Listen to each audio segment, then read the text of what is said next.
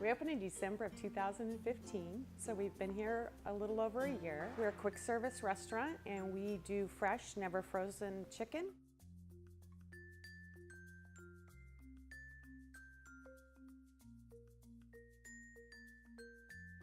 I never thought we would have repeat clients here, repeat customers, but every day we see someone that we've seen last week. It's just been a pleasure to be out here in West Richland. I think you should find what your passion is and just do it really well. Don't try to go out of the box too much, just do what you love and just do it really well.